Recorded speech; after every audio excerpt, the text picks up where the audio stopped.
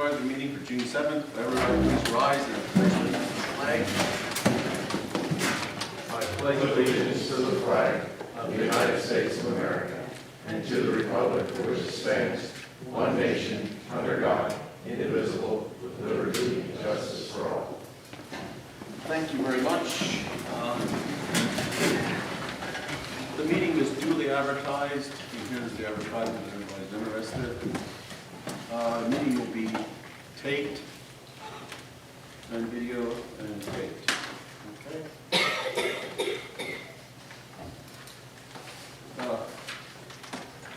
First, the minutes from last meeting for review and approval.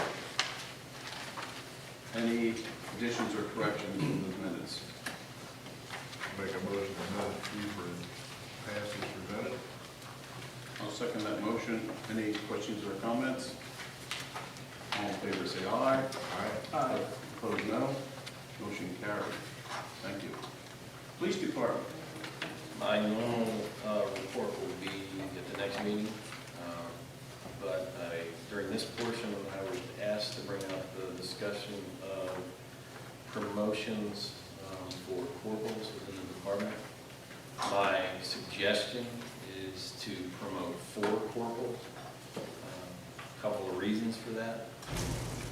We have not promoted, I was promoted to corporal in 2011, in January. Sergeant Projan was promoted to corporal in mid-2014. So we haven't done any of those promotions.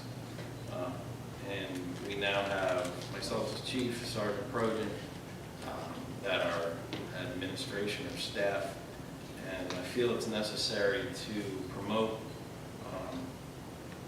for a few reasons. One of them being we have 4 shifts, so that way each corporal could handle their own shift. The other reasons are they would get the supervisory experience of running a shift. They would be given minor responsibilities. And when I say minor, I mean it's not anything like scheduling or any staff-related stuff. It can be as simple as the crash report approvals. One of the corporals could become the crime prevention community service corporal, and we could figure out the different duties for them. The other reason to promote 4 would be that, and I'm not by any means saying that Sergeant Projan and I are looking to retire, that's down the road, but he has about 4.5 years till he's eligible for retirement, and I have about 5.5 or so till I'm eligible. So promoting these individuals would get us back on track of having that ability to promote sergeants from within when it's time to do so for their responsibilities. So that would be my request. Basically, those are the reasons why. I'm not sure how anyone feels about it. What was the timing you were thinking about? I was hoping to announce it probably in July or at the end of June, and then start the process and probably have people promoted possibly by September. So in that time frame, it takes a little while, and then I'm still in the process of reviewing and looking up of how we're going to promote. There are different ways to do it. It has to be testing through per the contractor has to be testing, but it doesn't necessarily need to be as done before through the Chiefs of Police Association or something along those lines. It can be an in-house test, an interview process with evaluation or something along those lines. So I'm still investigating that right now. How many people would be eligible for this promotion? I know there's a time they've got to serve so much time in their regular position. It would be everyone except the 2 new hires. Okay. Chris Luongo would be the lowest, but he's the officer that's just above the 2 new hires, so seniority wise. So it would be, potential of, it would be a potential of, I think, 10 that would be eligible to take that test. We don't have any money budgeted for this year, do we? As specific to corporal pay, The only thing I can say is, as of right now, for each shift that doesn't have Sergeant Projan working in the street, which isn't as much anymore, you're paying $1.50 extra an hour for that person to be shift supervisor. So the most senior person on the shift is the acting shift supervisor, and they get that extra $1.50. Now we have scheduling for 2 out of the 4 shifts where Dave Fisher and Roger Kreischer are the most senior officers we have. And when you take their style, and by no means am I saying they'd be the ones that get promoted, but they would be very close to the corporal salary, getting that extra $1.50. So you potentially could, I'm just playing devil's advocate. Right. You mentioned a couple of names there. There's a potential that if 1 or 2 of those gentlemen were to make the grade, so to speak, we would go through this process all over again in another couple of years. Or even potentially next year. I can't deny somebody the opportunity to take the task. So if somebody's eligible for retirement now or in the near future next year, it could be the potential that we would do it again. I'm not being an ace, No. I'm just asking all the questions. Could you give us a rough idea what the extra cost is? I do not have that with me. I can definitely find out and let you know. Well, That way we can make a better decision. I understand where you're coming from, but. Right. It's a good point. Yeah, because on the budget, it's definitely not, to answer your question, which is an excellent question, Doug, it's not budgeted.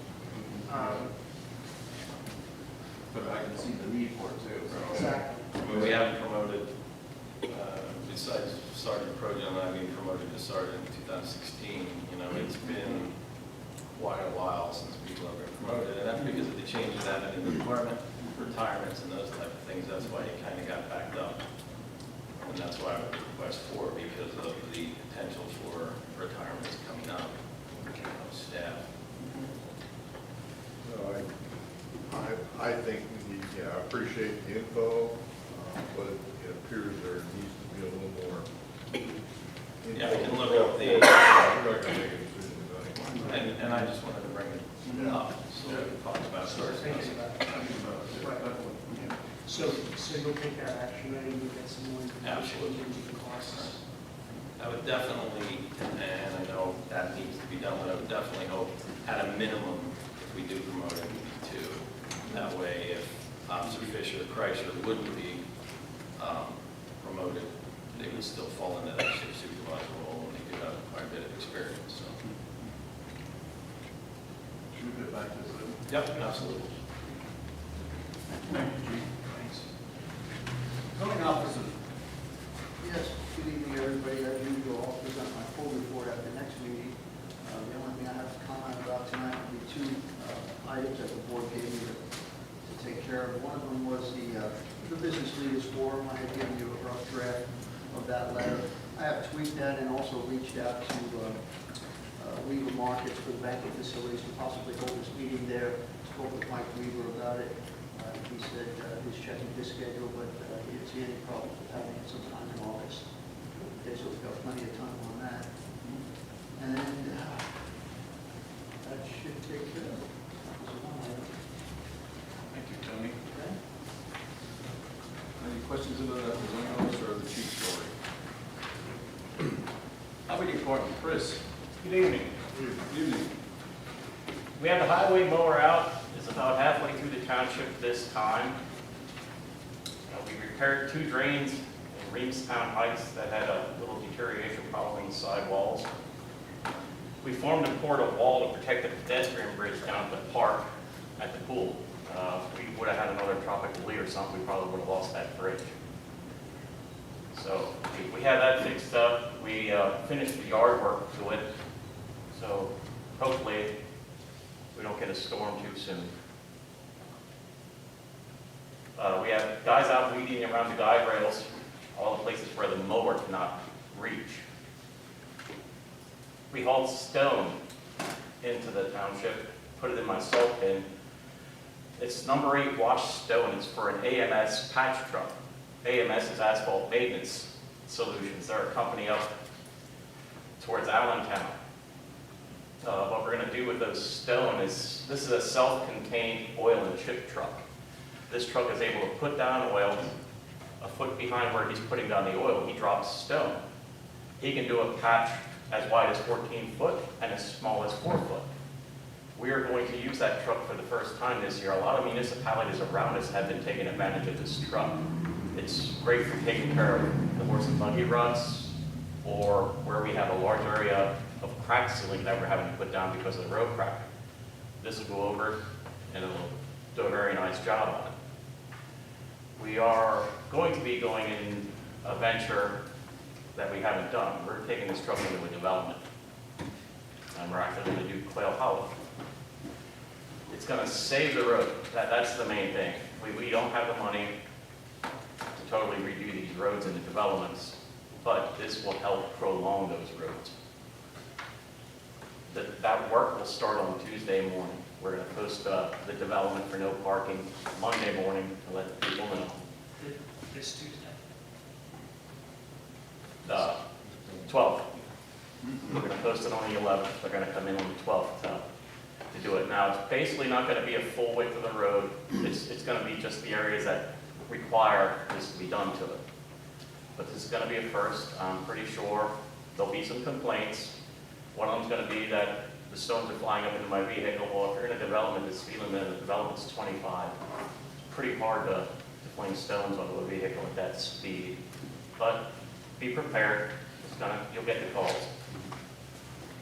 Chris, just to take a pause there, we're also, typically when you do a chip seal, we don't roll the road, but because we're doing this in development, we're actually also running a roller. And so we're going to roll it out to minimize the amount of stone that comes off.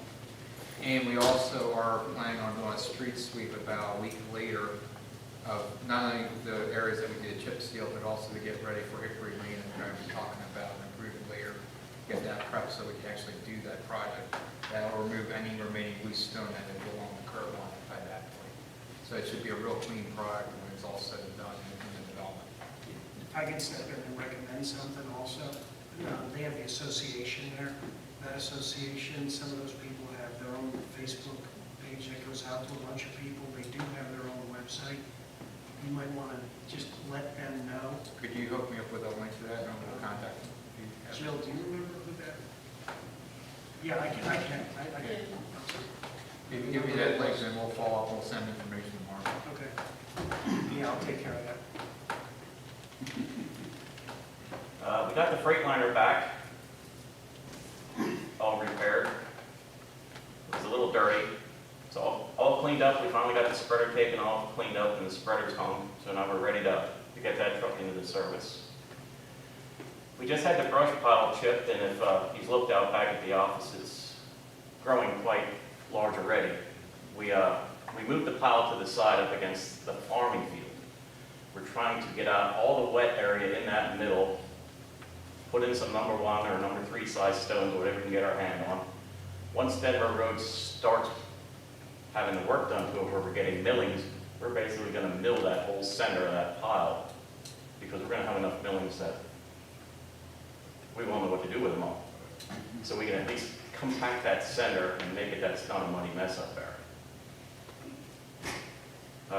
We completed the work in front of Bowman's Distribution Center. We had a drain box on the inside of that turn where once the super elevation takes place in that turn, basically all the water is going to travel to that drain, and that drain was sort of surrounded by grass, which would make water a little hard to get in there. We basically dug all that out around the drain, blacktop to it. When Scott and I were out with the pre-con meeting, the paving company said they'll even make it really nice. I mean, we don't have the equipment to do a beautiful finish like a paving company does, so they're going to just touch it up for us, and it'll work excellent. For maintenance of the signs, we had a couple signs hit, we had a couple signs blown over again. We've been maintaining our parks. We had one more blow up, lose a flywheel or an idle wheel, so we had to get that fixed. We had 4 new tires put on the other mower. That's all I have. Any questions?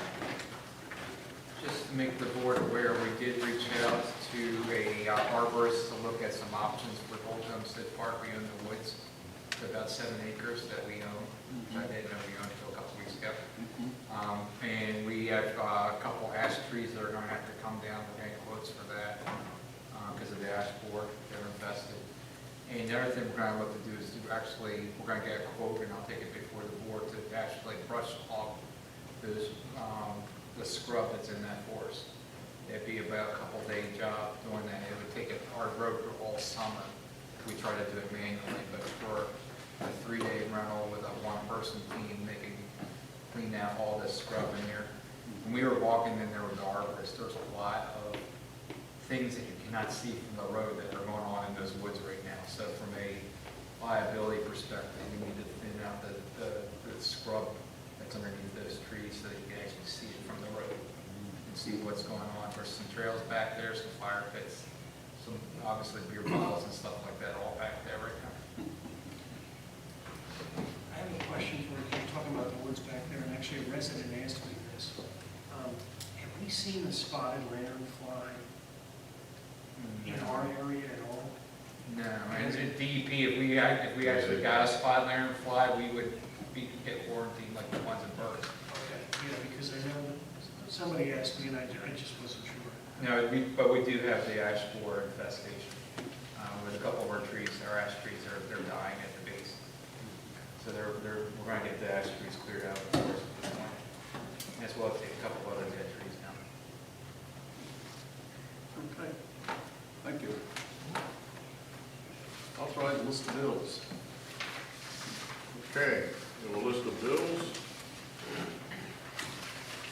They are as follows. You have a total general fund of $99,273.12 and a total light fund of $14,672.64. Question? Mr. Fry, looks like a lot of bills here for the pool. Mm-hmm. What happened to the freezer?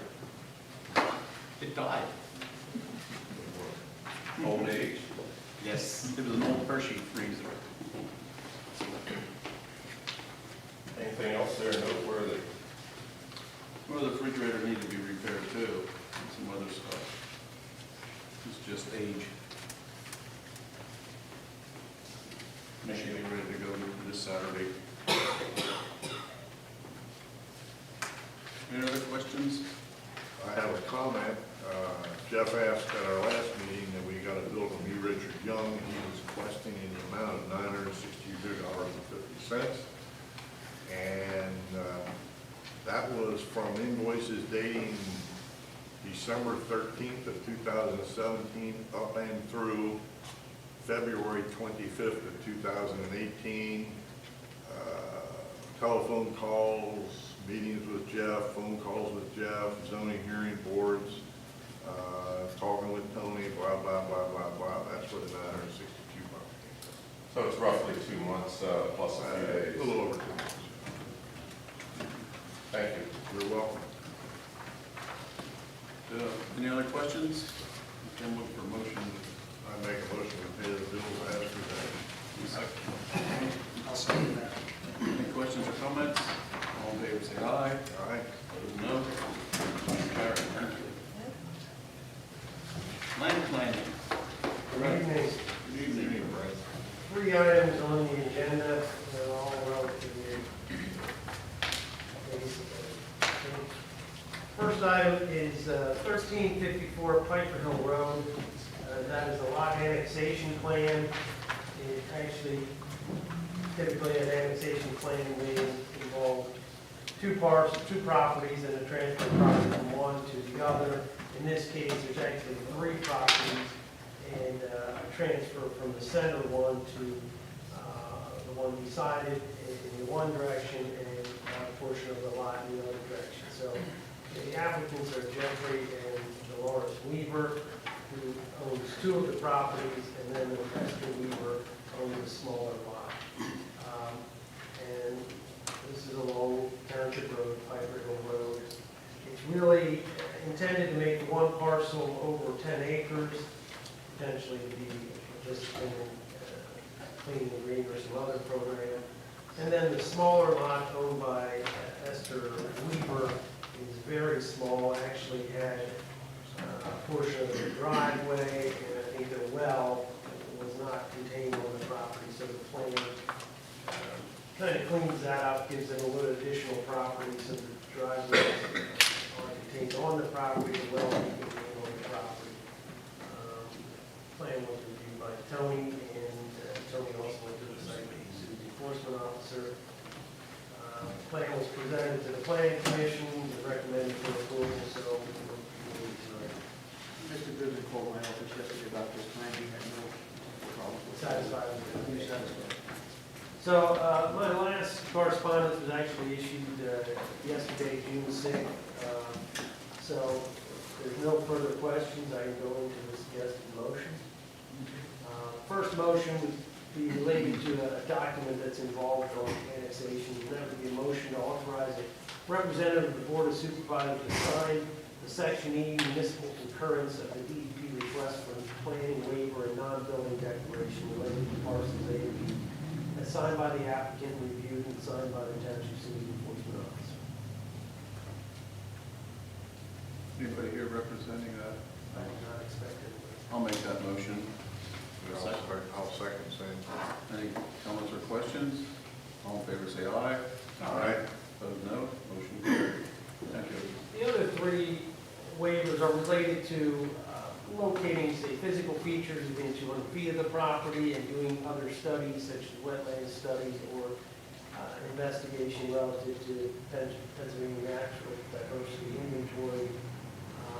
And since there's no physical improvements, no grading, no structures, no changes proposed, it's simply a spot of land.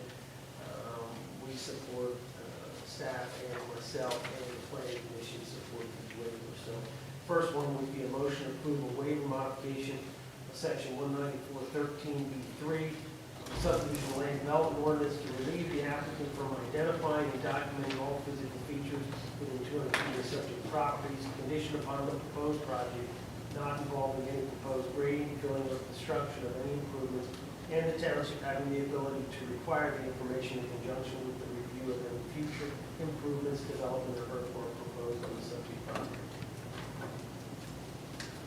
I'll make that motion. I'll second. Any comments or questions? All in favor, say aye.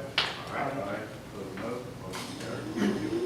Next one is a motion to approve a waiver modification of section 194.40, related to section 194.13, subdivision land development orders to relieve the applicant from delineating and creating wetlands, conditioned upon the proposed project not involving the proposed grading, building, or construction of any improvements, and the township having the ability to require wetlands delineated in conjunction with future improvements, development, or earthwork proposed on the subject property.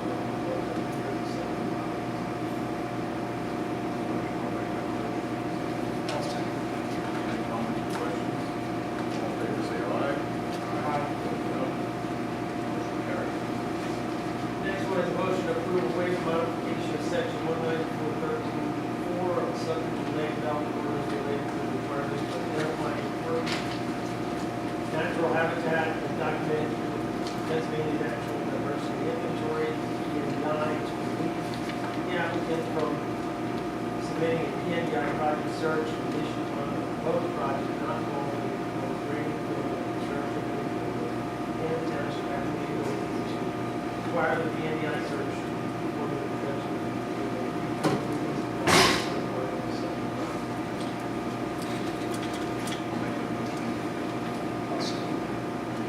Comments?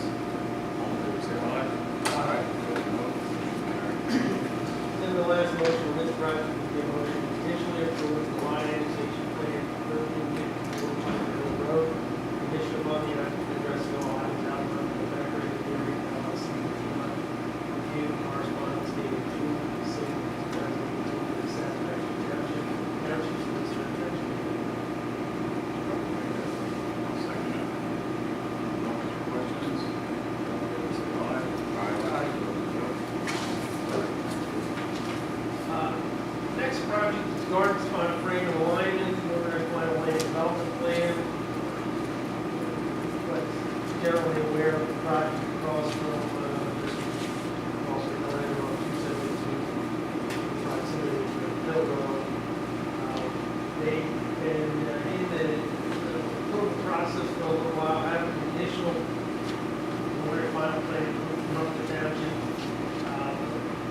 last item that he's working on is PennDOT highway occupancy permit approval process. And as was reported to you back in February, on February 1st, the applicant was consulted, came before the board and discussed some complications associated with accommodating the curb line along 272 due to utility conflicts, gas line and water line.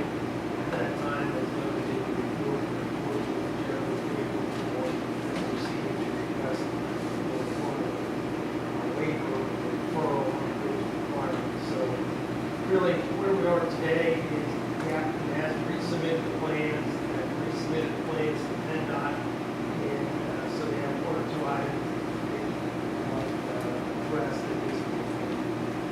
Scott and I had a coordination discussion with the applicant's consultant. So the first motion, unless there's specific questions, first motion would be to approve the deferral of the requirements of section 194.25C. And the regular is also reference associated section 194.33A. Subject to the land development ordinance to refer the installation of country curb along Route 272 running subject property to resolve conflict with current existing utilities. In addition, upon notation documenting the referral of the related future obligations, satisfactory to the township and Policy is basically always meant to defer, not wait, although I highly doubt these curb areas. I'll make that motion. I'll second. Comments or questions? All in favor, say aye. Aye. Next was related to the ongoing PennDOT highway occupancy permit process, and as occurs in some projects where there's stormwater facilities required, connection of those facilities to PennDOT's existing facilities, PennDOT asks or requires that the township participate in that process, sign the application in order to ensure the township doesn't inherit additional burden, unnecessary burden. Typically, when it's done, the responsibility for maintenance of those additional facilities are then returned to the applicant in the form of an agreement. Tom Goodman, Township Solicitor, has prepared a typical township stormwater management easement agreement, and within that document has included additional language to clarify that in this scenario, the township participates in this process, and the application process, that the applicant accepts responsibility for the long-term maintenance of those permanent stormwater facilities. So the recommended motion is to authorize the township manager or representative of board of supervisors to sign PennDOT Form M-950AA related to the developer that the Garden Property LP pursuit of a PennDOT highway occupancy permit to obtain authorization to install a road drainage facility in the PennDOT right of way. Condition upon Garden Property LP signing the stormwater management agreement as prepared by the township solicitor documenting their commitment to install and accept the responsibility for long-term maintenance of the drainage facility. I'll make that motion. Second. Any comments or questions? All in favor, say aye. Motion carried. And then the last item, the most recent submission of the this plan had received conditional approval. One of the conditions was to resolve outstanding unresolved Department of Open Space requirement of the ordinance. The applicant has provided appraisal information based on that appraisal information. In lieu of land dedication, is calculated as $43,774.70. So motion would be to acknowledge acceptance of Department of Open Space fee in lieu of land dedication offered in accordance with section 194.46 and subject to land development ordinance in the amount of $43,774.70. This calculated for the appraisal which was submitted by the applicant after his consultation. I'll second it. Questions or comments? All in favor, say aye. Aye. Opposed, no. Motion carried. That's it for the active land development subdivision plan. As far as other agenda items, there was a stormwater management plan submitted for property at 136 North Clinton Road. Jason Holland is the applicant. The applicant reviewed the plan, issued a review letter earlier today. And Tony and I had also conducted a joint site visit that prior to the issuance of that plan. So, this is a follow-up to prior discussion about the construction, reconstruction of the second development of the property after the previous removal of that second development. So, unless there's other questions, we suggest a motion, list the motion relating to the approval of that plan. First, we need a motion to additionally approve the stormwater management plan for 136 North Clinton Road. Condition upon the applicant addressing all items outlined in the primary community LLC review letter dated June 7, 2018, to the satisfaction of the township, township zoning officer, township engineer, and township solicitor. Second. Questions? Favor say aye. Aye. Next one, we have a motion to authorize the board of supervisors to sign the approved guarantee agreement for a stormwater management plan for 136 North Clinton Road, signed by the applicant, provided by formal second to the township, solicitor, along with the required financial security and amount accepted to the township engineer, and the form accepted to the township solicitor. I'll make that motion. I'll second that. Questions? Favor say aye. Aye. Carried. The next one is a motion to authorize the board of supervisors to sign stormwater maintenance easement agreement related to the stormwater management plan for 136 North Clinton Road, and executed by the applicant, submitted to the township, and the form accepted to the township solicitor. Second. Questions? Favor say aye. Aye. The final motion is the authorized signature of stormwater management plan for 136 North Clinton Road. By the board of supervisors, upon the applicant obtaining the NPDES permit, and executing all conditions of the board in satisfaction of the township, and township zoning officer, and township engineer, and township solicitor. Questions? All in favor say aye. Aye. Motion carried.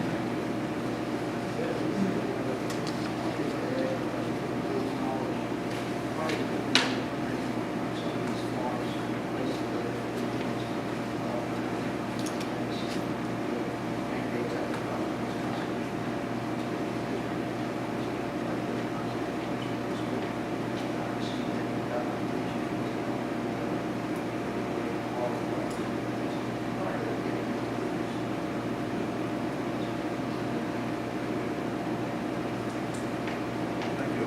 Thank you. Thanks, Frank. Info share comprehensive software solutions, CSI.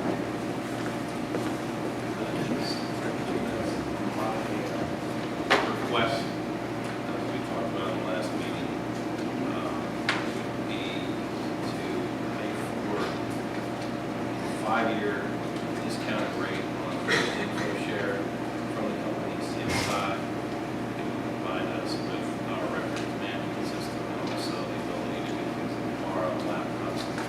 Also, we're expanding things in the station, including the officers logging in their own evidence, placing evidence locker. In my opinion, it's a step in the right direction.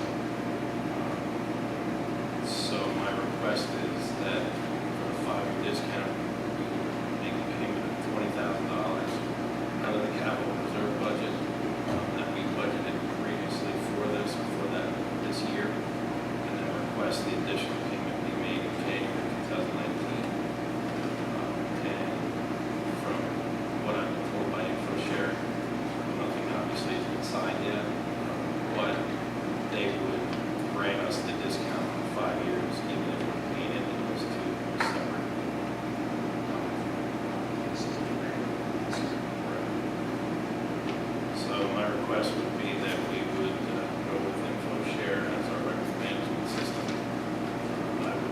get it done before the end of 2018 so we can get off the county systems. And I don't want to say beat other departments into it or to get to it, but I believe they're going to be somewhat busy at the beginning of next year. And I really don't want to pay the county bill for 2018 if I don't have to. Just for clarification, I remember it was approximately 700,000 dollars.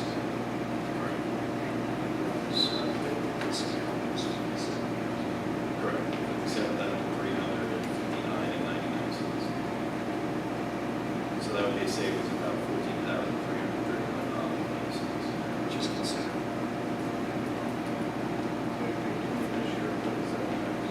Basically, yeah. And again, those aren't the signed final contract numbers, but that is the general pricing that I have from their vice presidents. Question? You mentioned something that, here today, you had, it's just a question. You had a evidence technician that entered all the evidence, you had one person in charge. That would be me, yes. Yeah. So this system allows any officer that protocol goes away. No, what it does is, what an officer does, they'll fill out an evidence tag. It's a piece of paper that if you write on it, copy the second piece. They'll pull the tag apart, they'll attach it to whatever container they have the evidence in, whether it's a plastic bag, paper bag, staple it or tape it to that, and then they'll drop it into the evidence room through the mail slot type thing we have, or the drop box. If it's too big for that, they lock it in one of 4 lockers that we have secured somewhere else. They put a lock on it. I have a key. They can lock the key inside, and then they'll open it again. What would happen now with this system is they would come back and let's say they have a piece of drug paraphernalia. They would package that the same way. They would enter it into their call as they're doing their other report. They would print out a label. They would put that label on there, and then they would drop it into the mail slot. And myself, or eventually probably somebody else, would go into there, they would be the only one with the key again, open the door, take that evidence out, enter it into the computer in the back to say it's now on shelf, S5, so that it's trackable from there. So you're kind of skipping the step where the evidence custodian has to enter everything, and the officer's just doing where most of the information, the call number, event number, the names, all that's already filled out. You're just basically entering everything, and then it comes out like later.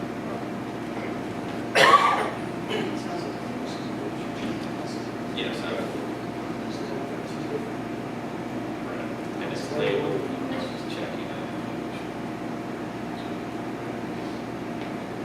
Motion would be to authorize him to share comprehensive software solution record management system with the requirement of 5-year license.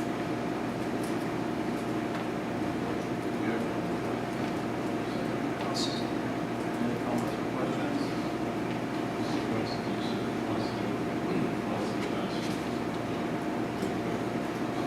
What I'd say was, it sounded like the way they were doing info share now, the equipment, it sounded like they were chain of custody. Because you have one officer actually printing the label for it, and a separate officer out of it.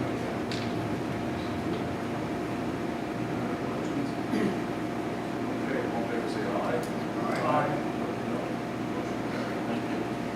Chief, can you, please, check? Oh, absolutely.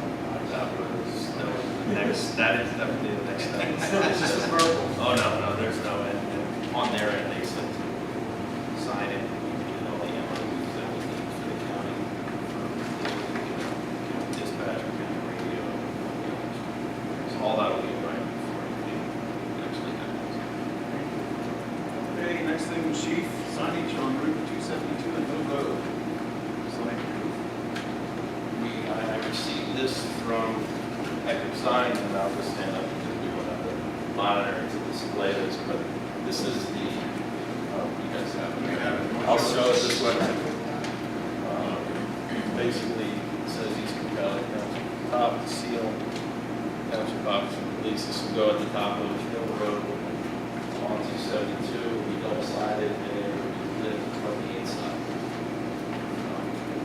because we're not doing the radius on the top, that saves approximately $416. This quote, we got, it's $35, $182.73, and that's with removing the existing sign and installing the new sign. And that will be through Echo Signs.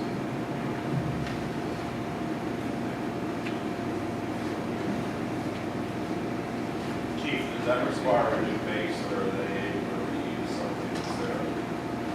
From what? The exact same location? Yeah, from what I'm seeing on his old proof, I believe it was the same base, same stand that the other side is on. It doesn't indicate here that there's a new base needed.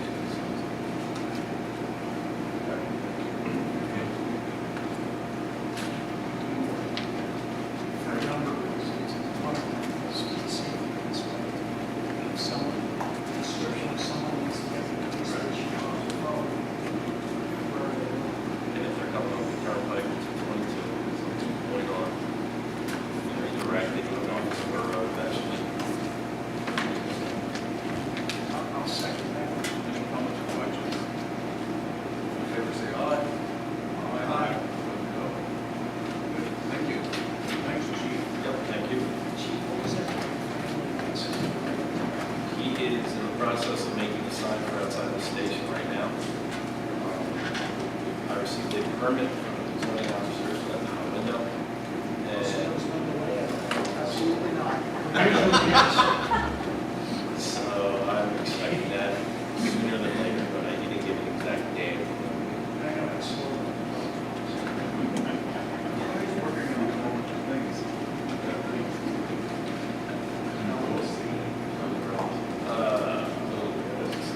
Oh, the total cost is, 3582, 73 cents.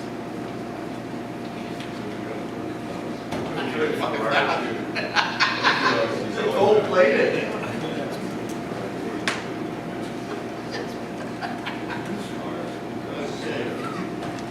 Next on the agenda, acknowledge municipal bids results for 2010 Crown Vicky, $1,055, and the 2013 Taurus bid of $2,767.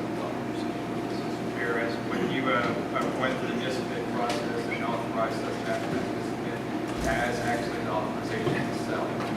All this is just to acknowledge the bid results. We're in the process of now paying the car transfer to the high bid winners. This was advertised for an extended 5-week period of time. Realistically, this is what the fair market value is at this point. So the motion is to acknowledge the auction sale price of the highest bidder on this bid for 2010 Ford Crown Vic is for $10,055.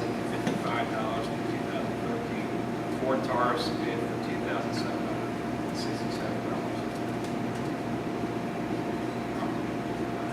1,000.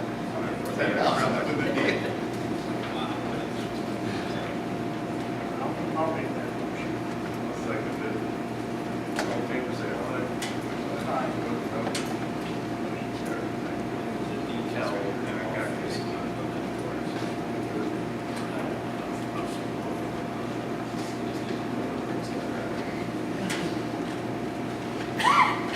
Advertised ordinance 2018-02 for Trump restrictions on this. Yes, Mr. Chair, I'll explain why, but in a moment I'll be recommending that you table this motion to our next meeting. I did open up our truck restriction sign ordinance, and the original intent was to add Naperville Road as well as to Boothbridge South Reevestown Road to get to 26,000 gross vehicle weight ratio signs up, and rating the signs up. While I'm reviewing our existing traffic or truck restriction ordinance, I kind of found there's a number of areas where some of our signs have changed over time and where it's had been updated. So I had Chris go out on Monday, do an inventory of all the streets, and we have a number of changes we might need to make. And so there's changes are enough that I'm going to just create a whole new ordinance and then just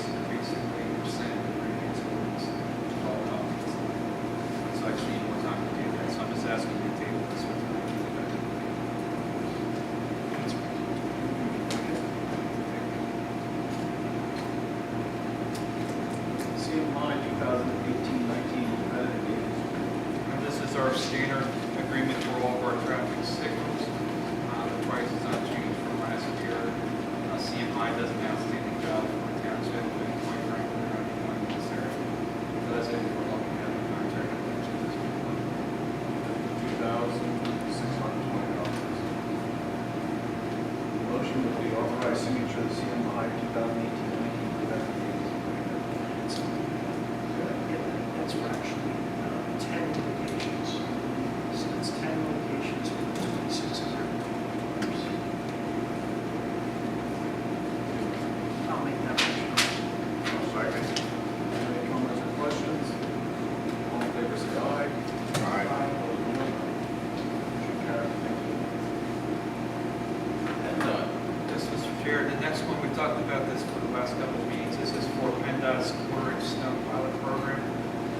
We're proposing to attempt to try this program on Hickory Lane and work with roadways that also has a residential feel to it.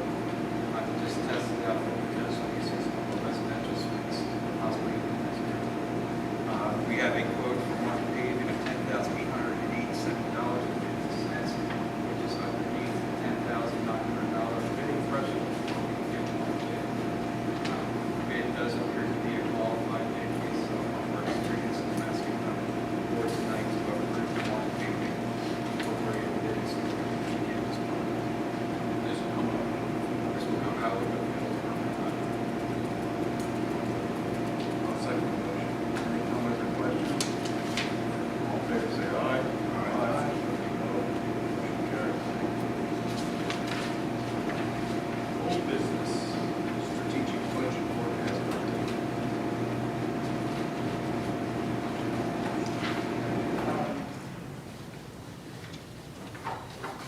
As an update on that one, what we've done is we have completed the four-year strategic forecast analysis, specifically for the police department.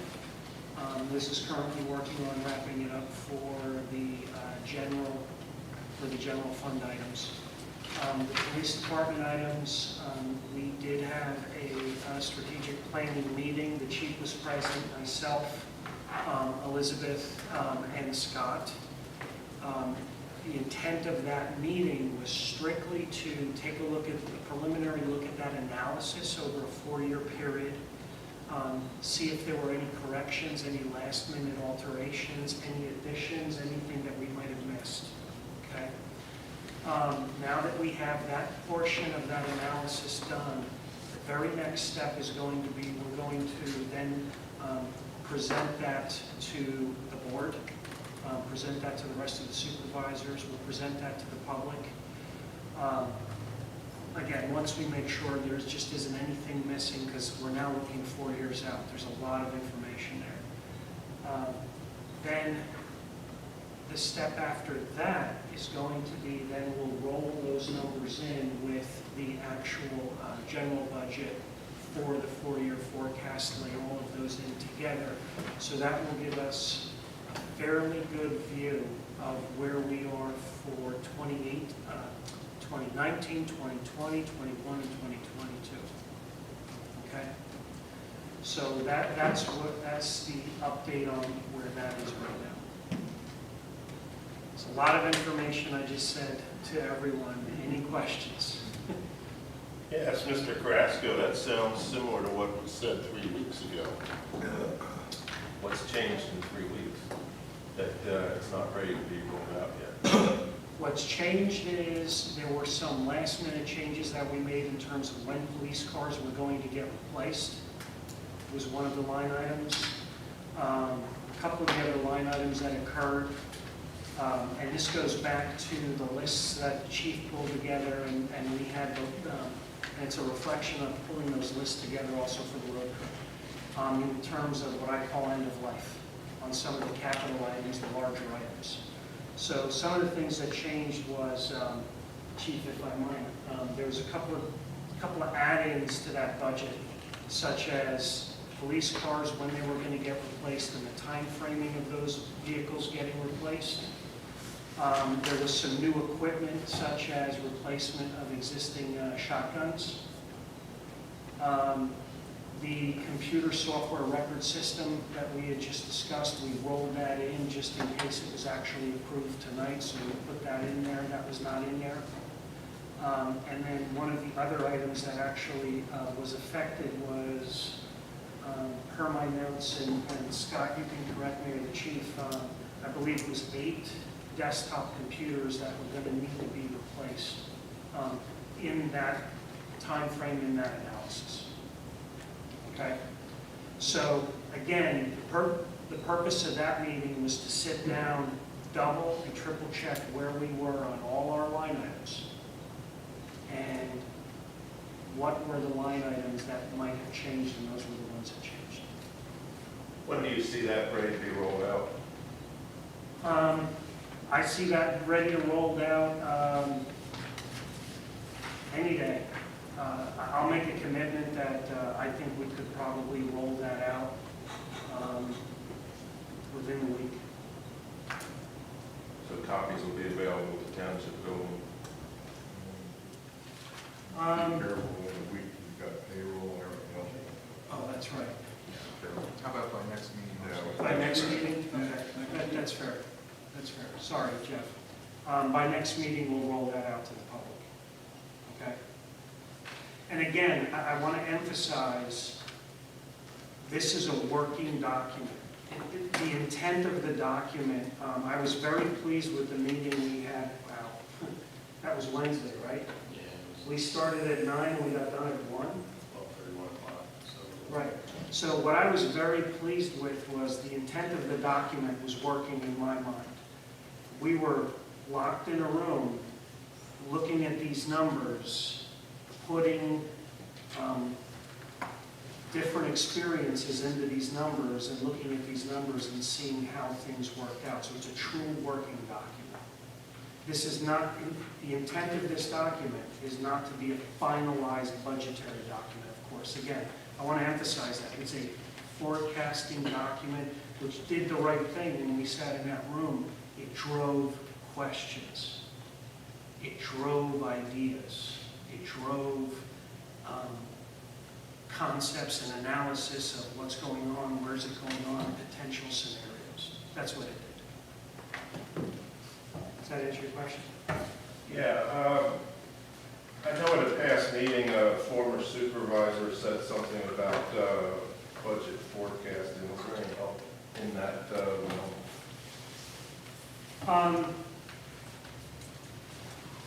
There was no forecast that I found anywhere that was out there for 2 or 3 years. That was referenced in the past from a former supervisor. That document did not exist. If it existed, it's no longer in the building. I'll look forward to looking that over. Thank you. Thank you. 218 budget items, oh, sorry. Yeah, sneaking in there, on this budget that's going to be rolled out, is there also going to be a comparative analysis to how 2018 actual is going to be compared to the budget? So how are we doing for this year? Would that also be included in that document? No, that's actually my next discussion. Yeah, not in this one. Sorry, did I jump the gun? Good question. You're ahead by one Yeah. or 2. Okay, 2018 budget item discussion, standing items. As a standing item, each time we talk about budget item, this time around last meeting, I talked that Liz, after she got done doing the police one, was also putting together a 4-month review just to see where we're at with general budget items. She did produce that document, I did review it, and we are in all of our line items either on budget or like the Reeves EMS request where it was withdrawn to actually help with budget. There's a couple small line items where we are over budget, one of which being the park and rec maintenance line item, which was caused by the beer bottles being broken on the rec facility on the ground at Old Homestead. And I still feel we need to proceed with doing the sealing of Old Homestead's basketball court, which was what the budget item was for. So that one we will be going over. We also know that we will be going over for the woody waste pile, which has already been flagged budget-wise. There's a number of areas where we come under budget, one of which was the township audit, because we had budgeted for the GASB 34, and we ended up doing the DCED format, and that saved about $3,000 to $4,000 once we get final bills from the auditor. So all in all, we are actually tracking on budget with And the small items that are over budget are small items at this point. And a lot of our small items are actually under budget at this point. Revenue is about 30% right now. Revenue does fluctuate month to month. My only red flag right now is going to be on the earned income tax. We did use the county numbers that they had recommended. And right now, we're a little off from what the county had recommended last year. So again, that is a month to month, and some months we have a little bit less coming in, and other months we have a bellwether weather type month. So right now, it's not a reason to be concerned, but it's something to monitor. So on the revenue side, that would be my one area where it's a monitor. Okay, any questions? So the police, we are monitoring right now, the police line items are on budget with what was proposed for 2018. The only thing that has been a change is the approval of the CSI stuff that has been discussed. So when you say like you're on budget on some of the line items, because of the items that have been already budgeted, and I'm not sure how you do the budget, because some budgets are monthly, Right. compare There's- monthly to monthly. Well, I'm looking at some budgets have one-time charges. So when I look at it, when I'm doing the analysis, I'm looking at items either being at 33%, that would be where you expect to be at 4 months, if it's a recurring monthly expense or whatever it might be. And I'm also looking at items that are 100% or more, because then that should be a red flag. If I see something at 100%, I'm hoping at that point that is a one-time expense. And so far, most of our 100% ones have been one-time expenses or annual payments for insurances. Things that you would expect a one-time fee, or those are the ones when you look at the budget line, they're actually billed at 100% right now. Okay. And we have a number of items that haven't been billed out at all yet because they're not up yet, like our road paving, a number of those items. A lot of our full expense stuff, so they're going to be experienced over the summer months. So they're all well under budget at this point because there hasn't been charges to them yet. Good. So, and I will keep doing updates. So now that we got this in place with Liz, this is going to be a monthly thing. So if there's anything that's a red flag, I will present.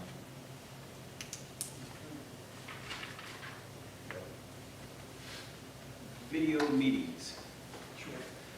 That's one of my old business items. The videotape is running there again. I am still in the process of getting some parameters in terms of how much time this actually takes once it's entered, once it's saved, to answer some of Doug's questions. So that's an ongoing project for now. I've taken the liberty to contact 41 townships in the county, and there is not one that videotapes their own meetings. You have to understand what I'm saying. I'm not saying that meetings aren't videotaped, but they're not videotaped by, as an example, Upper Lake Top Township does not videotape their meetings. As an example. It might be a citizen doing it, but it's not the entity doing it. I only dealt with the townships. I didn't do the boroughs, but I can assure you that there are very few boroughs that videotape meetings on their own, and there are reasons for that. I was quite surprised at some of the reasons why, and I was looking for my paperwork because, like I said, I personally contacted each and every one of these people, sat down for 2 days and called each and every one and talked with either the manager or the secretary and asked them, does your township videotape your meetings? And the answer to every one of them was no, we do not. And there are reasons we do not. If a citizen wants to do it, there's nothing we will do to stop them. That is allowed by law, just as a recording. But nobody in this county videotapes meetings. That's my stance, so you know.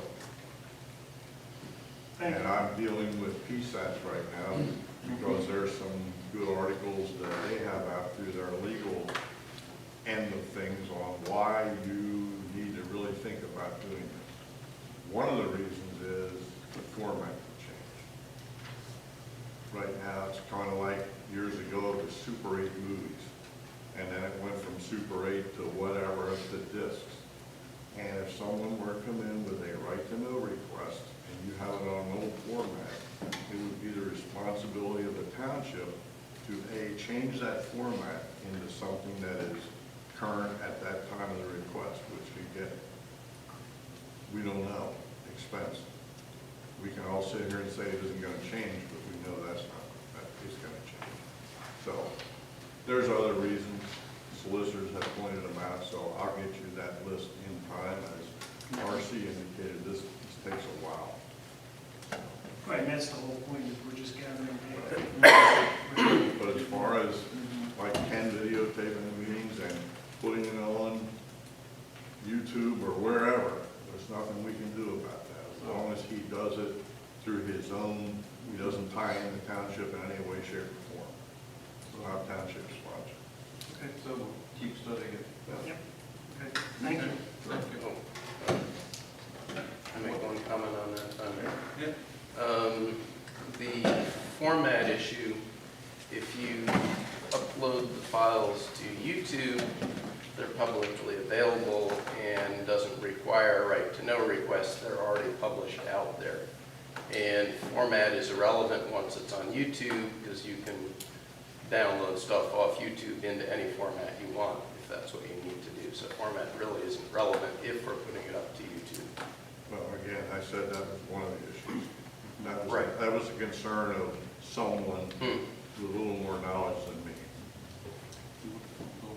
We'll do further studies on it. So in the meantime, we'll be videotaping. Yeah. YouTube handles dozens of formats when you upload them. Yeah. Just about any that exist will work. Any other comments or? Thank you. LERTA planning policies and procedures.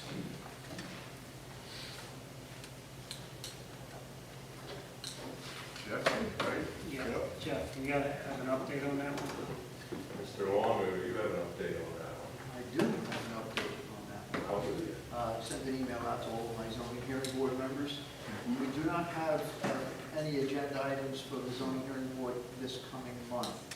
And we're going to see if everybody's available. We'll meet as we usually do with the zoning hearing board. And the email went out basically mentioning to the board members that our board of supervisors will provide some information on LERTA, possibly what other municipalities have done, if they've done it, just to try and give you guys an idea of what's happening, what's out there. Okay. So yes, I did take care of that one. Okay, thank you. Thank you. Did that happen today? Yes, it did. Okay, thank you. Police pension status. Yes, Mr. Chair, we had a meeting with our police pension boards in my manager's report, but the pension working group met on May 30th. We are going to interview pension providers starting on June 19th, although we did get contacted by one of our two shortlisted firms requesting to move the date to July, so I'm in the process of setting up a separate interview for our one provider, our one pension RFP responded. But we will be starting our interviews on June 19th. Just like I said, additional interviews will occur in July with the second pension provider as well as the actuarial shortlisted firms. And then upon completion of interviews, a written recommendation will be made to the Board of Supervisors for further action at that point. We did have the information from Mr. Geary, so when the pension group met, we were looking to have some pretty tailored questions to send off to our potential pension provider consultants. So. Good. And we are also meeting the same time as the zoning hearing board, and my understanding is the zoning hearing board might be able to relinquish the chambers in order for us to do that and use the conference rooms as our only item that's going to be LERTA at this point. So. I think we're good with the back room, Mr. Longo. That'll work, yeah. Thank you. You're not gonna charge us for the phone? I didn't Charge you half. Might be a charge. Mr. Russell, has there been a first quarter of 18 report yet on from principal on where pension performance this year? It was reviewed by the pension group. The biggest thing to take away from that is the benefit index was increased by principal from where it was at 8 million range to above 9 million. which is a negative to the township. And that was where some of the Mr. Geary strategies were talked about having a separate actuarial firm review those numbers to come up with an alternative to what that number should be, based off what a different set of assumptions that might be more favorable to the township. That was the biggest thing that came out of that report. So is there a performance number that can be put on the first quarter, or is that really? I can get back to you on that one. They did have that. That just doesn't pop in my head. It was not like 2017's number. The first quarter had some down numbers. And we can assume the backdoor fees are all still there that were there last year. We have no idea beyond what they say the broker fees are, what the fees are, even upon request multiple times by the pension group as well as the board of supervisors and principal. Yeah, let me emphasize something there also. It's not only the request by one individual, it's request by multiple individuals now. Those are fees. Multiple individuals as in, On the pension committee. okay. Not multiple municipalities. Correct. I mean, it's not just Scott or Elizabeth asking the questions. There's a number of us that are then asking those same questions. What kind of response do you see? I would categorize it as anemic, personally. Very disappointed from the prior corporate world that I came out of. So, That's my personal description. so with all the inquiries by the township and concern, you're not really seeing any better response than previously was happening? Of course, you weren't here to know, I guess. They are, I'll answer for that. They are responding a little bit more frequently, but not to the level of what would be expected, nor by the level of what I've seen with other municipalities. And that's the whole point. If I have a customer that has $10 to $11 million that I'm managing, the customer asks questions, my customer service would be a lot more responsive than it's been. So the quote-unquote lighting a fire under them really hasn't changed a whole lot. No. No, it's not. You got asbestos on, I Asbestos shorts. That's what I was thinking. I think the most important thing that we can glean from where we are right now, if I can speak on behalf of the board, is, Jeff, we are all over it. We're working. So, and Jill Corden's sitting there and she's part of that committee and she's been privy to a lot of these internal emails because we're placing her on there and we're all over it. And they're feeling the pressure. And with that being the case, you'd think a normal course of action would be for them to step up a little more, not the same old game.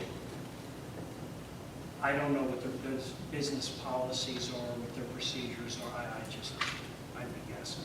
think. I don't disagree with what you're saying, Jeff, but it's almost like they're pulling back. They don't like the litany and the line of questioning that we're now hammering them with on a regular basis, and they're getting a little done tonight. So, I don't disagree with what you're saying at all. But if they don't answer, kind of hamstrung. We're waiting for an answer and trying to pull deep. And I don't disagree with what Romeo said. We got $11 million, but in the scheme of things, we're small. There are people out there that have $200 million. We got the Pittsburghs and the Phillies and everybody else that have a whole lot more money. And it's a lot of money to us. It is. There's no doubt about it. They'll listen to them quicker than us.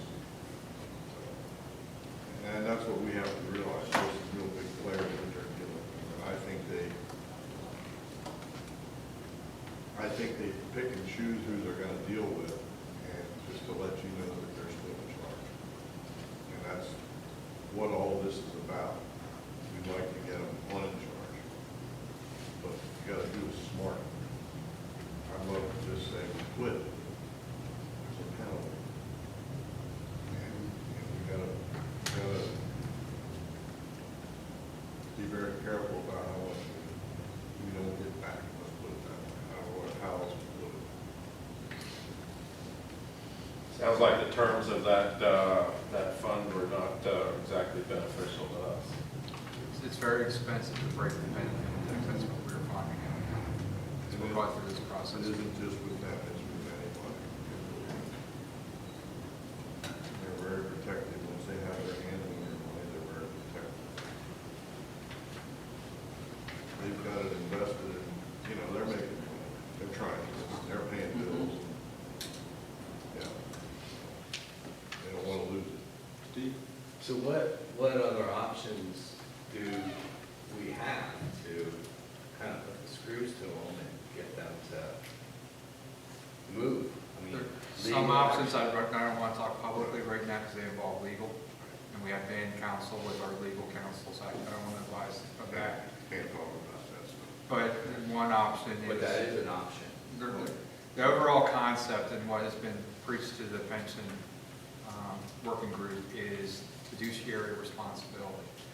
And so what we have to look at is there's a cost financially to the township to break the benefit index. And that's going to cost so many dollars that will reduce the value of our fund. And as much as we might want to get away from principle, it might not be in the best interest for the township to completely break that agreement, but to try and modify the terms of that agreement. And the way you modify the terms of the agreement is to get a front-end broker that's representing the township working with the principal program, and you get principal pulled out as being the broker of the plan. And so we still know, I don't know what yet the group will advise the board of supervisors, that's what we're doing interviews for. And when I hear from our two other shortlisted firms about what they recommend, and they have a totally different game plan after we talk with them. And just so I'm totally transparent here is, they're responding. It's just, for me personally, the level at which they're responding is not anything I would consider aggressive. It's not what I would expect personally. And to also, to further what Scott said and answer your question, some of the pressure, we're already putting it on them. The fact that we put out the RFPs, the very fact that we put out these requests for proposal, it's it's a very specialized industry. They know we're now talking to other people. So that's one of those ways that they're feeling a little bit, I'm sure. And I think we've seen that in a couple of the emails that have come back. Every now and then, they seem a little nervous about some things, in my opinion. Okay? Okay. Focus group meeting with local business, that's, you said I something. did mention that Matter ready for it. Yeah, we've got a tentative date to go forward with that meeting, and we'll have it to so it'll be conducive to some of the business owners in here. We look forward to that. Gating the woody waste area to prevent illegal dumping. Mr. Chair, I didn't make much movement on that. I did go out to the site and incorporated, I can't remember if it was Mr. White, somebody made a comment about how we can incorporate a gating system and still allow the cardboard and paper. I think there's a way we can do that now for walking around looking out there. We still need to call a vendor to get a quote for the gating system, but I do think we can segregate that now. With the pile up now, you get a real good idea of how to lay it out with having a big brush pile in the middle. So I do think we can. I couldn't believe how much brush was there less than a week's time. And I think it goes up pretty quick. So I'll have more at the next meeting. Traffic and safety intersection, North Committee Creek Road and 272. I have not reached out to them yet. I do have that on my to-do list. Okay, working group for strategy related to fire and EMS services. I had a meeting with Mr. Aki, as in Scott Aki the other week. And right now we're circulating dates. I didn't pass it on to you, RC, but I'm circulating dates. And I got to reach out to RC to see if any of those dates are too, for a meeting either next week or the week after to have a kickoff meeting with Greenstown EMS to start that working group. Four-way stop sign, Quail Hollow, Egret, and Sanderling. This was talked about at length at our last meeting. I just wanted to circle back with the board before we take the next step. The next step, as you remember when we talked at the last meeting, was actually eliminating 2 of the signs. Because the reason people aren't obeying the hallway is because it really isn't a valid hallway, because you can see in all directions and you know it's just there for speed control. When we go to two-way, there is what I like to call sign amnesia whenever you move a stop sign. You could put the flashing type B yellow lights on top of the stop sign. You can put the stop ahead signs. You could have warning signs a month, a week in advance saying we're going to make changes to the signal or the stop signs, and we will still have people blowing through and we'll have near misses. I'm just saying that because I just want the board aware, because we will get phone calls. I've done this too many times in the past. Whenever you tweak a stop sign or change the configuration of an intersection with stop signs, there's a learning curve that people go through. So, Before eliminating that stop sign, the 2 stop signs, have you seen it successfully done? Is it worth some of the newer ones now that have the LEDs flashing around the stop sign, the small LEDs? what we typically do, the best proven way to do it is you actually put the big bright yellow stop, it's called a type B flashing light, and it just flashes. And that's, you typically do that anytime you change your configurations or you're putting up a new sign, new speed sign, anything you want to get a person's attention. We'll put the stop bars up. We'll do a couple of those things, a stop ahead sign.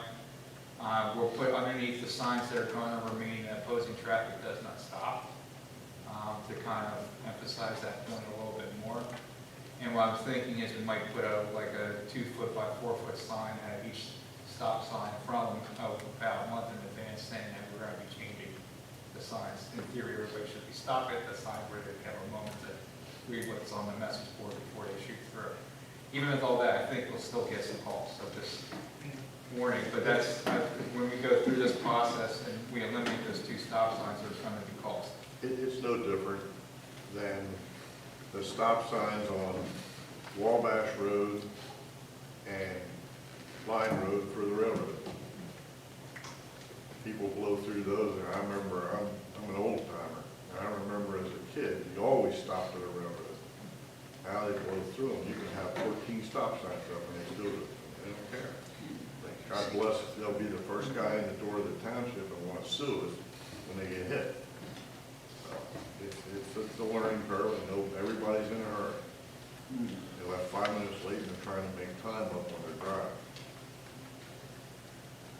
Scott, I have one question. Chris reported earlier, we're going to do oil and chip in Quail Hollow, Yes. correct? We're going to mess with the stop signs in Quail Hollow. I want to thank you for the call volume upsurge. Because that's exactly what's going to happen for me. I will get some phone calls. Yeah, actually, Tony, Well, you can put 4 rooms. Send them downstairs. actually, that's a very interesting point. I mean, do we do anything there for now until the oil and chip is done? We're talking, I'm just getting you ready for what's coming. This is going to take a while to do all this. Okay. This is, you're going to have to change the street ordinance and everything else. It's all part of that whole deal. We have some other steps to go through. I'm just kind of educating everybody that when the change comes, there's going to be some change. Every time you change something on a street, you've got to change the ordinance that goes with it, as Scott indicated earlier. Or it doesn't give the police the ability to enforce the law.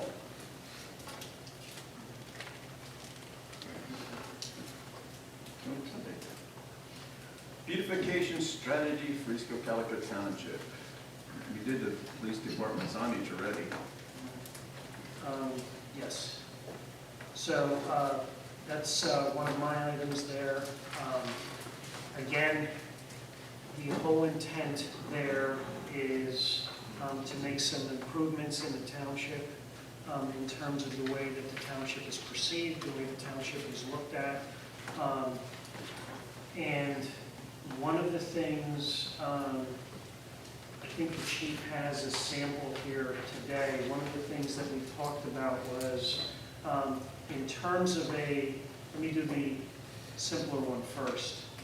In terms of a tagline, let's call it that, a motto for East Cocalico, that one's going to take some time. That's going to take a considerable amount of time.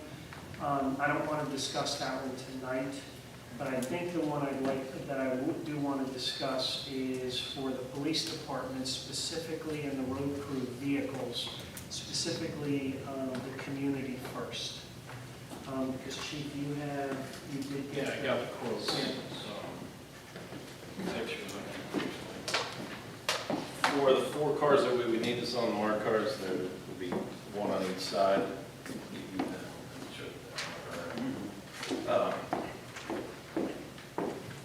Just be the community first one. It would be $225.68 for those 4 cars to get the blue community first put on the back side on either side. So Per car or for all? No, that's for all 8. And then when we get delivery of newer cars with, the decal, when they go down to Eckers, the decal would just be incorporated in those costs to add those 2 stickers to each side on our marked cars.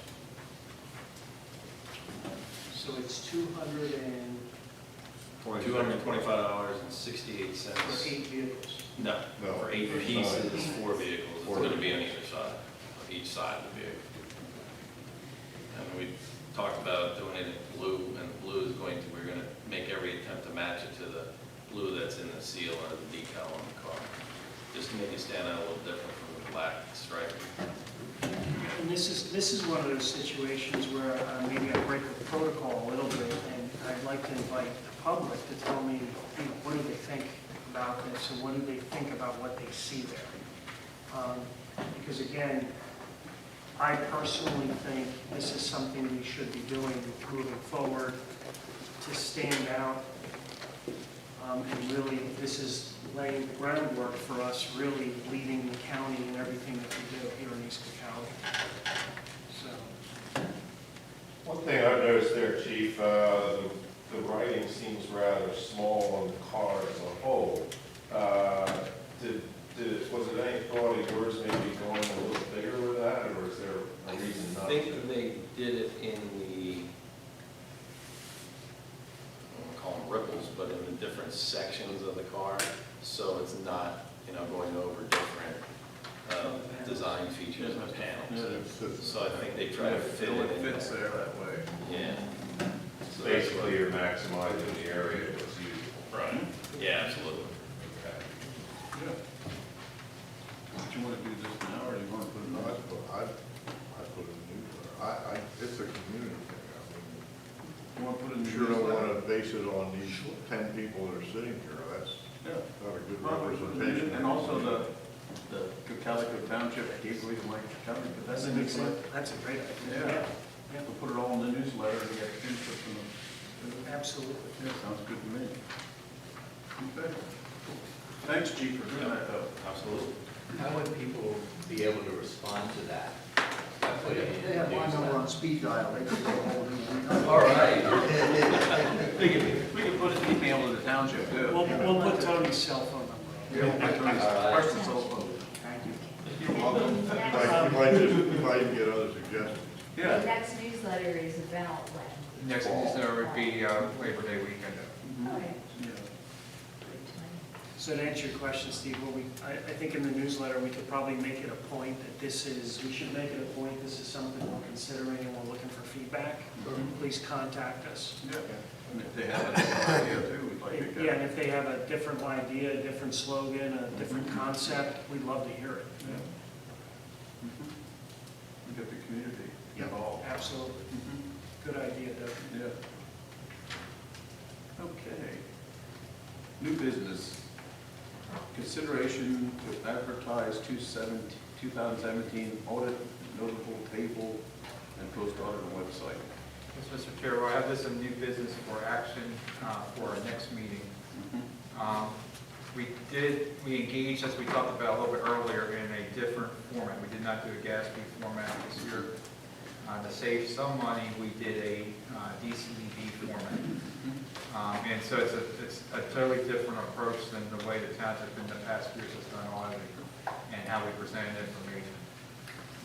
What I'm recommending actually is very simple, is that our next meeting, we advertise the 2017 audit and put that table on our website, as well as what used to be called the management letter, which is now, since we're not doing a GASB 34 format, we now need to include their recommendations letter, which has 3 minor issues that they have recommended the township make changes to. So basically what they would call 3 findings. So I would recommend that we post our notice, we post our audit, and we post our recommendations letter from the auditor on our website and advertise it. I would also think that we could consider a public meeting being our next public meeting, and just talk about the audit at that public meeting, that we don't need to hold a special meeting and bring the auditor in here, especially given how minor the findings were at this point. I think that can all be handled just in a regular board supervisors meeting, and we can at the next meeting discuss the audit. And save a little money in problem. No, it's just a new business for discussion. Yep. Yeah, Yep. I'm okay with that. Okay. Works for me. Reamstown Park MS4 PRP project grant funding. This again is a new business item for, and this one I would be asking that to be added as action item at our next meeting. There's a lot that goes into what was called our 2018 NOI for our next 5-year cycle for the MS4 program. We submitted a pollution reduction plan that had a series of projects on it. Pretty much every MS4 in the state also submitted plans. Pretty much every plan right now is under review from DEP. What Land Studies is recommending, and I support as well as does Becker Engineering, is that we do the first step of our biggest project, which is Reamstown Park. We just get a survey, get a concept plan put together and a cost estimate, and then allow Land Studies to submit a grant application for funding.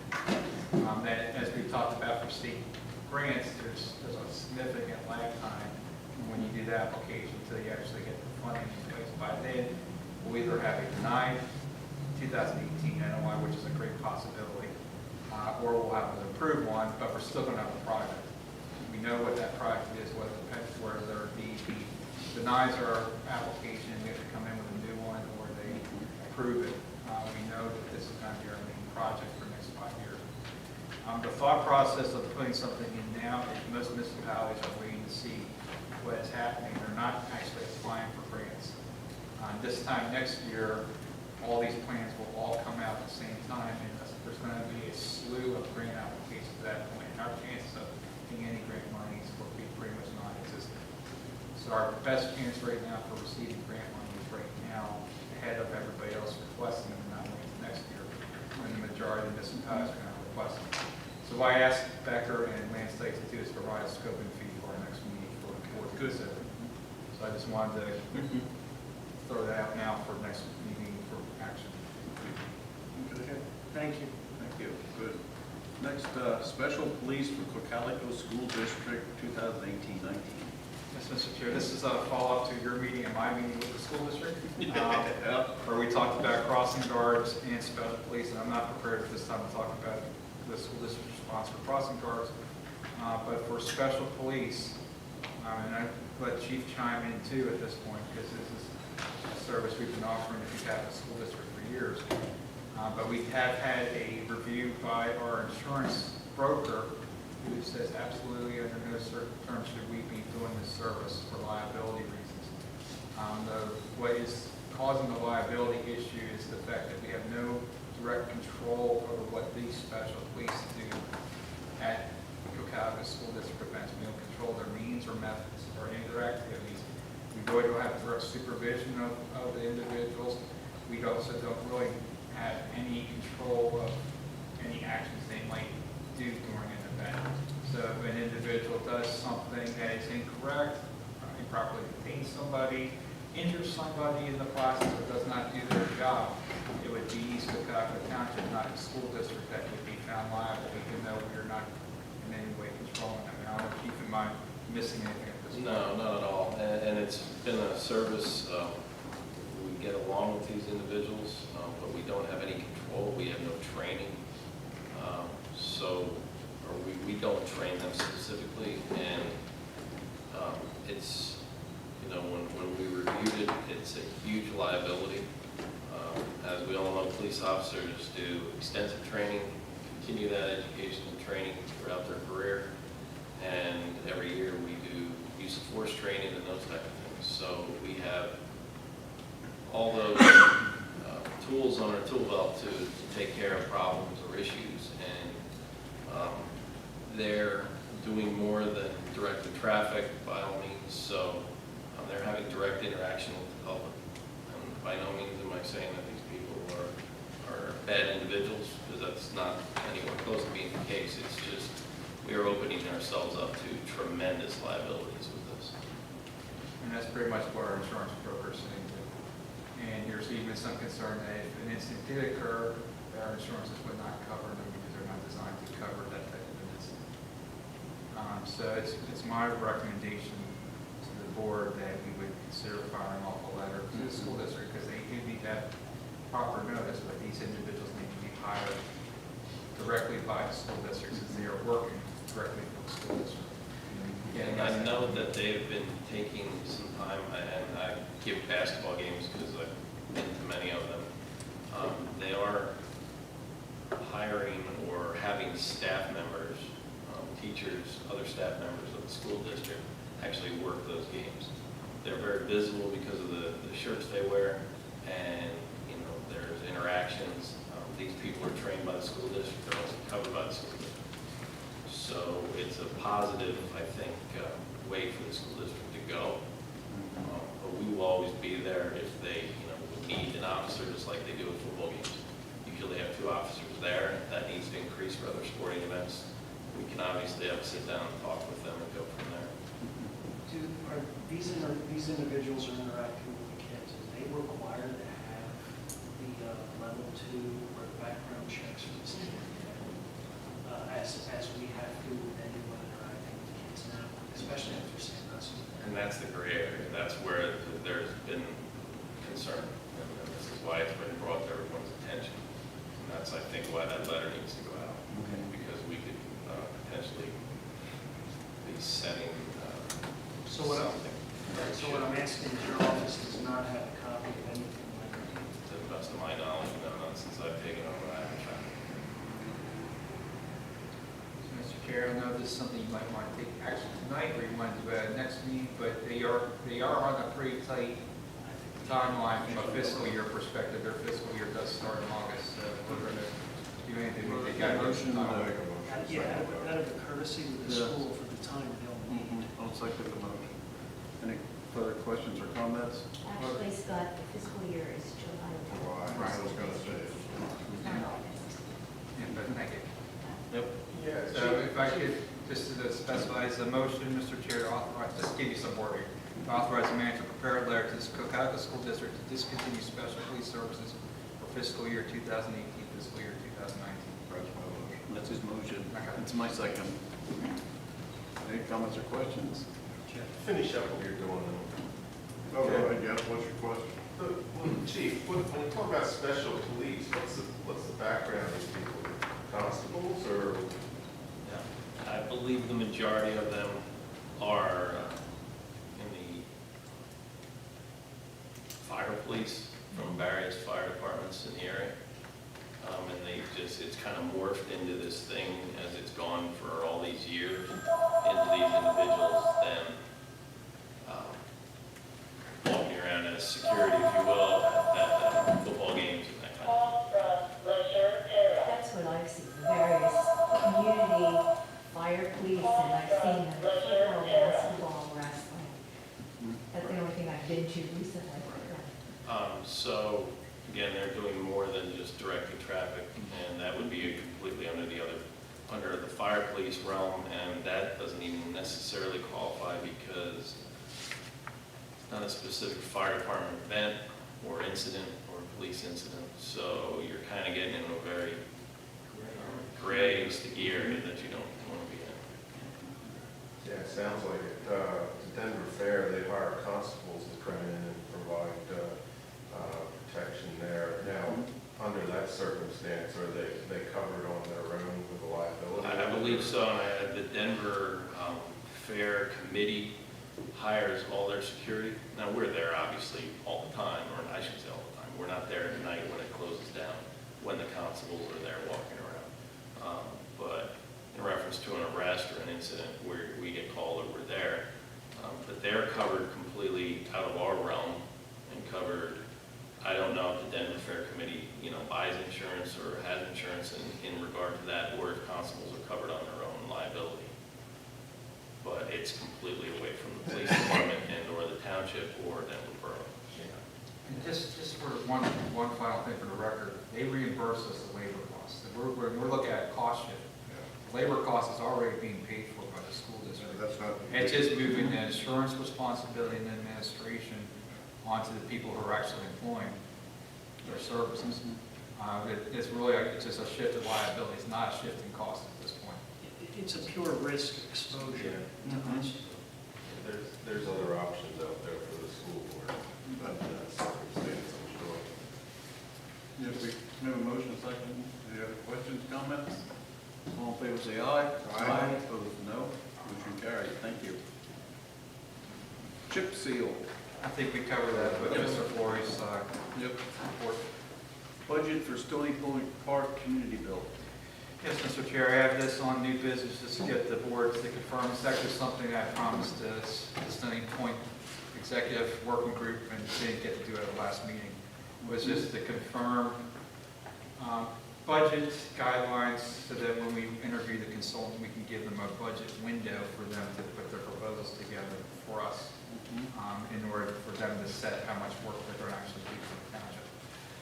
What I'm recommending for a budget window is that a township will have a desired amount of $75,000 that will be budgeted for the Stony Point Park Community Build with a not to exceed of $100,000. And that the other components of the budget are a minimum of $100,000 fundraising by the Stony Point Executive Working Group.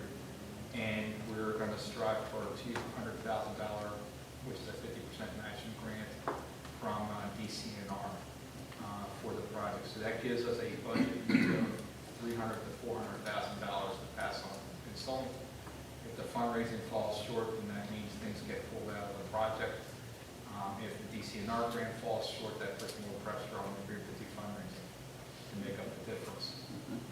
But that we need to give a window to the consultant when we do our interviews next week. And that's really just looking for buy-in of the board. We are currently with what got approved tonight with garden spot training and alignment, we now have $300,000 in our dedication fund.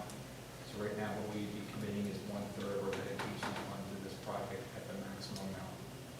Okay, I'm sorry, Scott. Give me those numbers again. $75,000 with an amount not to exceed. So the goal of the executive working group is to keep that $75,000, recognizing it might go up to $100,000 for some unforeseen things. Right, so there's an MTE in there. Right, not to exceed $100,000. That would be the township's commitment. Got it. When we talked with the working group, our meeting the other week, they felt that they could raise $100,000. So we set that as a second item, and that's on the working group now.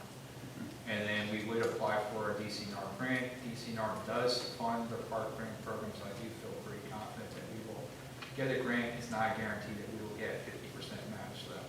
But we will get a grant from DCNR. And the grant would be about how much? It's a 50% match of what we commit. Okay. So we're committing $175,000, plus there's also in-kind too. There's a couple other things. There's there's going to be township staff, and we actually get credit for the township staff participating in the project. So we find any kind of things, and they match it 50%. So it'd be a 50-50 grant. So if it's an overall project of $400,000, we would be on the hook for $200,000 between the township and donations, and DCNR would pick up the other $200,000. If the group doesn't raise the money, are we pulling back our share, or are we continuing to go with, you say 75 to 100, but at what point does it change from 75 to 100? I just need some clarification. I think the board has the right, if it goes above 75,000, to raise concern. We just need to have a budget number. I understand, but I don't want the township holding the whole bag on this thing. I mean, For this project to be successful, they gotta raise $100,000. and if they raise 50, Then you're looking at a much smaller project at this point. So the project scope will decrease based on. yeah, I just want Okay, no, it's a good question. What we'll do is basically what happened for Hempfield is they elongated, they did about an extra 6 months of fundraising, and they got what they had to do. Right. Or it delayed the fill the schedule by 6 months. So we're starting out at 75,000, but it could be 100,000. Not to exceed 100,000. Yeah, not to exceed that, yeah. Do you need a motion for that? Probably won't hurt, just a motion to say 75,000, not to exceed 100,000. Okay, I'll make that motion. Second. I'll second that. Any comments or questions? All in favor, say aye. Aye. Opposed, no. Motion carried. Thank you. Meeting minute discussion.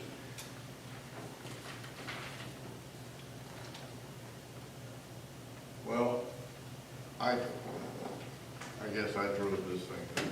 Our meeting minutes seem to be getting longer and longer and longer. It's almost, we don't have a court stenographer sitting. And we probably should, because when this township has meeting minutes that are 8 pages long. Again, I've done a lot of checking, and I constantly am in touch with other entities. I can take you almost anywhere, and the average is, on a bad night, it's 5 pages long. They're usually 3 to 4 pages long. We seem to be getting into the habit of putting every word down that we speak at during the meeting, and that's not what the meeting minutes are about. Should simply say, discussion was held on the Reevestown Park, as an example. We don't need to get into the nitty-gritty as far as I'm concerned, because it becomes very onerous for the young lady at the end of the table.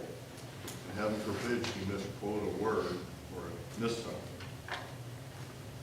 I think we need to, and we're not letting anything out because it's recorded anyway. We've already said that. Right now it's being recorded with a video and the voice type thing. So they're there, but the minutes, if you check around, minutes are supposed to be a synopsis, like the Reader's Digest condensed version of what happened. Again, we didn't hire a court stenographer to take minutes, so I think we're way overboard when we get 8 pages of minutes for a township this size. I know Manor Township minutes aren't 8 pages long. I know East Hempfield aren't 8 pages long. I just know that. It's overkill as far as I'm concerned. I'm not trying to let anything out, but we don't need to put everything in. Word for word. Sir, I'm looking at 6 pages plus a paragraph. Where are you talking? So there's been 8 already. Okay. There have been 8. Well, considering everything. Even sixes, I'd be curious to see what this one comes out to be. I mean, we've got a page full of stuff here, and how long that's gonna be. It'll be very interesting. Well, I think considering we had a 3-hour meeting last time, I think it was fairly well condensed from what I can see here. Well, You know, history shows here that you were against recording meetings. You didn't want to do that. You're against video recording meetings. You didn't want to do that. And now, when you have complete written meeting minutes, you don't want to do that.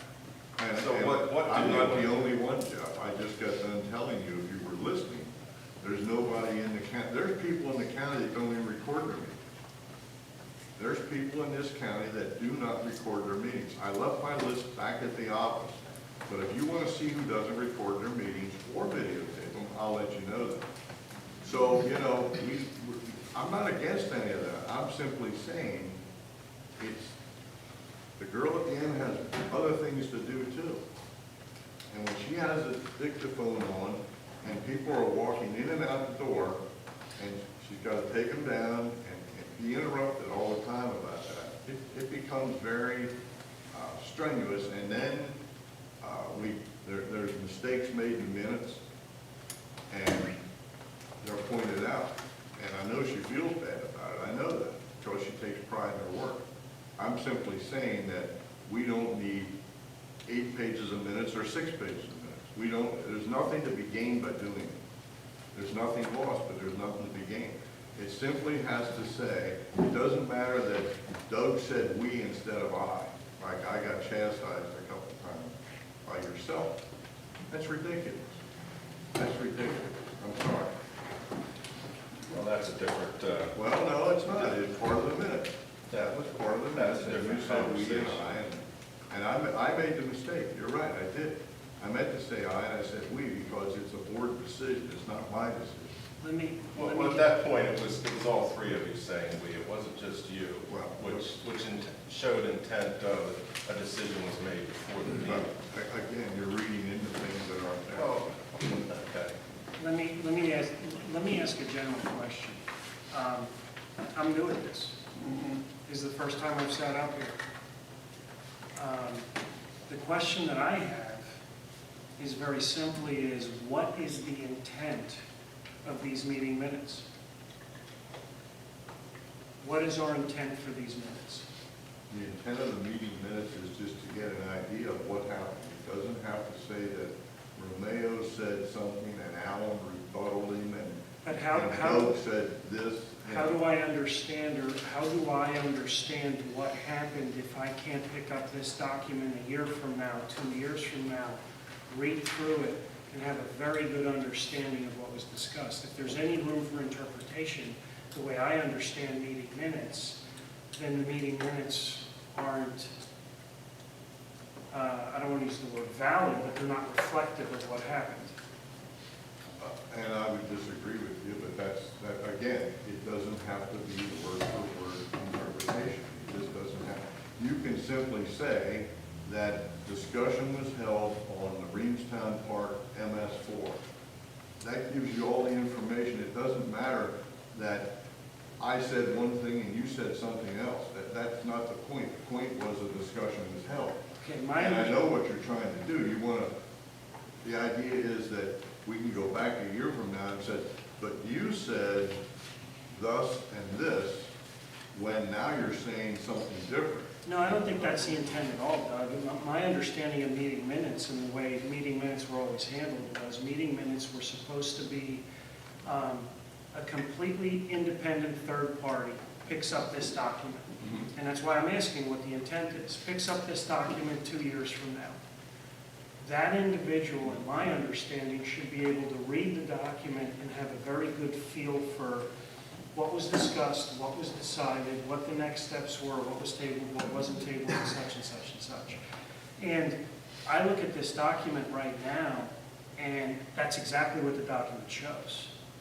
I also look at this document right now, and I take a look at, you've said it many times yourself, the amount of work that is currently going on behind the scenes is staggering. It's tremendous. This document reflects that. A 3-hour-long meeting is reflecting that. I don't think we're giving credence to the people that are doing that level of work if we somehow, I don't even know how to shorten this document up. It's just the facts that are there.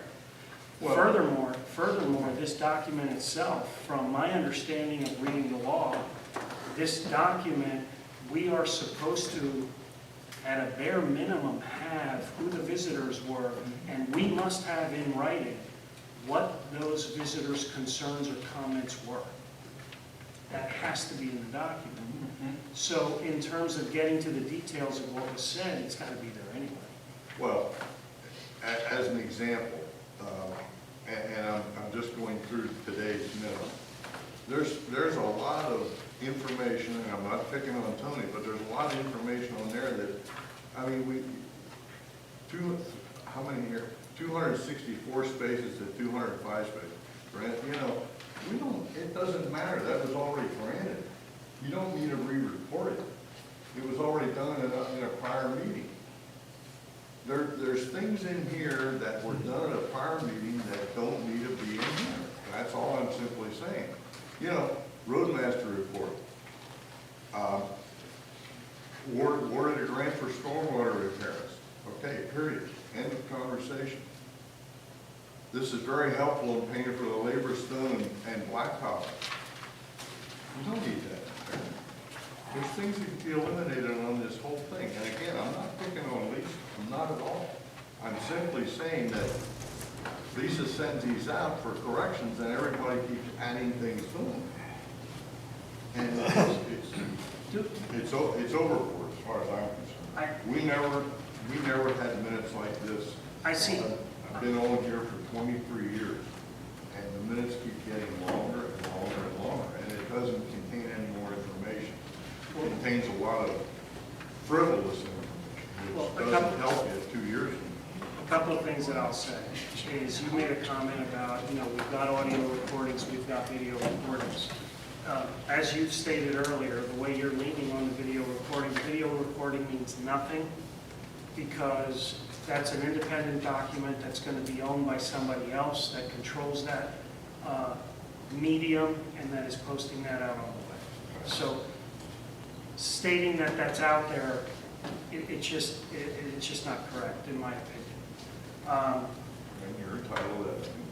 Secondly, it's my understanding of every single meeting I have ever attended, the intent of the meeting minutes have been to be an accurate reflection of what was discussed, such that it should be reflected well enough that an independent third party years down the road can pick up the document and have a very good feel, understanding for what was discussed and what went on. That's just my understanding. And the purpose of years down the road, understanding what happened, what was that before? I'm going to ask you I can't read the future, I don't know. Well, no, I'm asking you a question. You said you want to be able to pick up something that happened, you want to pick up meeting minutes from 3 years ago and understand what happened. And what would be the purpose of that for something that was already passed and acted upon? I can't predict why someone in the future would want to pick up a document and read through the document. But you're the one that said it, not me.